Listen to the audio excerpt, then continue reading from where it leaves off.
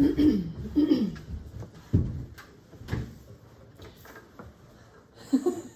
not to crack jokes. I know.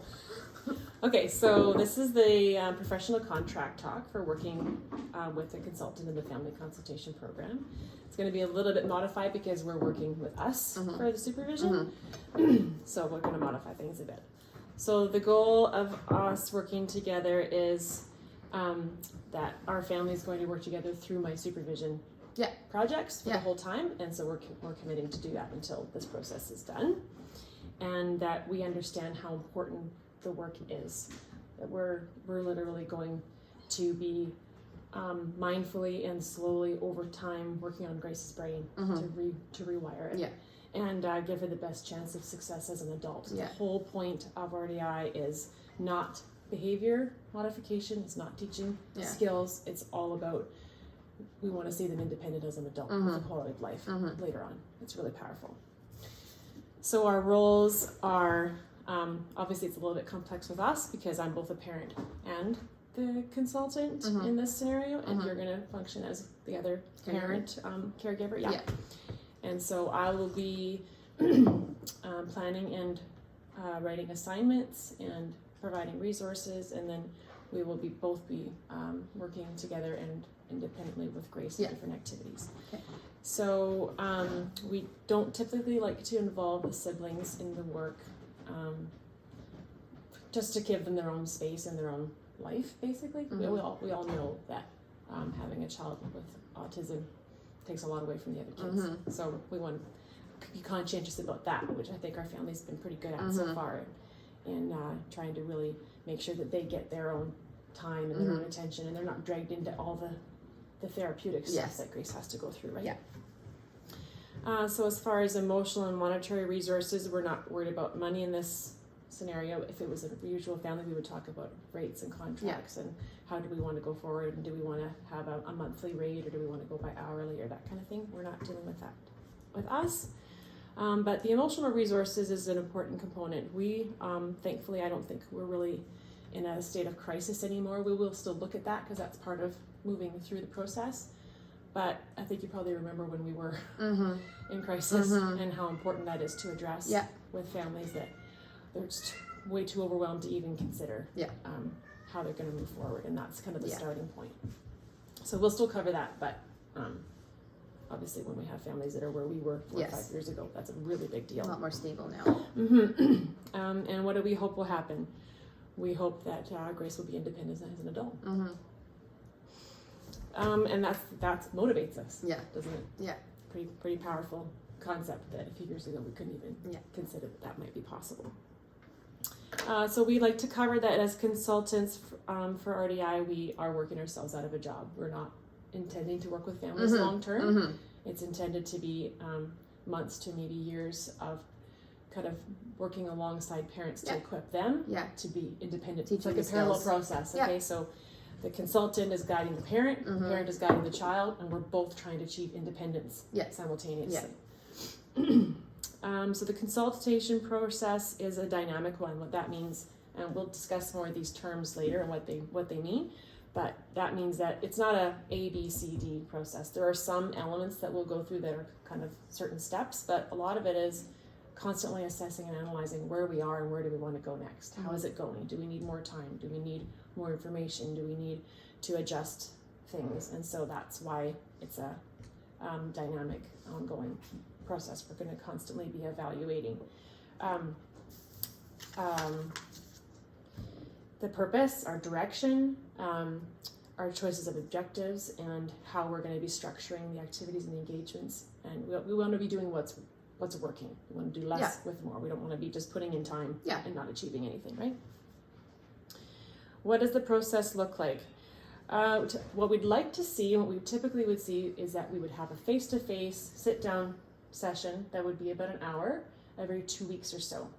If we can swing that would be ideal. And then in between that is the really important time, because that's when we'll have the assignments and be scheduling and planning engagements with Grace to work on those objectives. Okay, and then there will be analysis about how it's going. So we take an activity and we're going to do it with her, we're going to spend 20 minutes, every 2 days, let's say, doing a little activity with her. I'm not going to ask that much of you, but that's an example. And then we would have a video of some of those moments so that we can self-reflect and self-analyze. It's hard to see yourself in the moment. And of course, as a client family, these video segments are how the consultant sees how the work is going with the family. It's not usually an in-person thing. That kind of takes away from the authenticity of it anyways, right? You have someone in there watching you. So having short video segments where we can look at ourselves and I can look at what we're doing as from the professional standpoint is how we analyze how things are going. Okay? Our communication and work is stored on the online platform. You already got an invitation to that. We'll look at that a little bit more. Okay. And it's kind of neat because then everything that every family works on is there for themselves to review. So they can go back so they're and all see. on the same page. All on the same page. And they can go back and see what they've already done. And in some cases, over time, how far they've come. Does that really help with the motivation too? Wow, look at what we worked on before. Of a kind. Okay. So how it works generally is that an assignment will get uploaded. You probably got a notification because I did that for us already. And then and we provide due dates, and those are obviously soft because every family's in their own situation. But it does help to have some structure and accountability because without that, it's really hard to stay focused and motivated, right? And then the assignments will include, we want to work on this, please upload a short video, et cetera, et cetera. They'll all look a little bit different, but that's the gist of it. And then the family, us, will respond to the assignment, upload some of what we were doing, some of the analysis. And then there are 6 statements that we want to have the family consider every time they have uploaded something they're working on. And they're, one is we believe we've mastered the lesson because we're working on self-analysis as well, right? Right. 2, we believe we've completed this assignment and are ready to elaborate. 3, we think we're on the right track and need more practice. 4, we feel like we're missing something small. 5, we don't really understand the assignment or the lesson and we're confused. We don't think the assignment is working. We need help to stop. You ready to go? Thank you.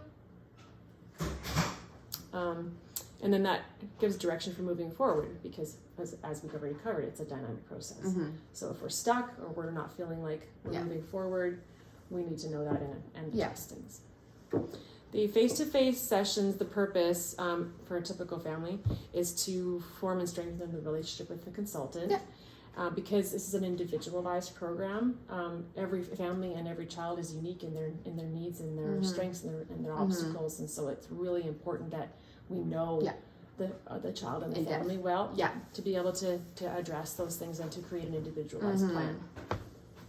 And also the sessions would be to discuss in person, developing plans and strategies, prepare for what's coming, where we want to go next. Assess and overcome obstacles are a big thing. That's a really large part of what we cover in RDI. What are the obstacles that the family and the child has to be able to do this work? Yes. And to manage between session communication breakdowns. So as we all know, sometimes it's hard to communicate efficiently by email or online or whatever. So it's nice to be able to catch up and cover anything that isn't going very well. The structure of the face-to-face sessions will look like having a written agenda with just the points of what we'd like to cover so we stay on track. Discussion of what has happened between the sessions, so how have the engagements and the goals and objectives been going.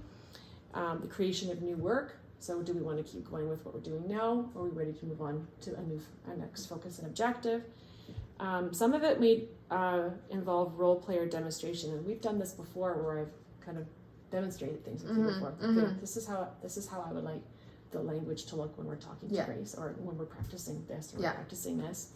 And so that would be like me sitting with you going, okay, if you're Grace and I'm okay, and then just demonstrating some different objectives. Okay.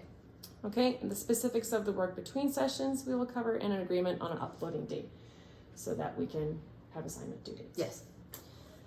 Any questions? No. All right. That's our contract talk. Okay.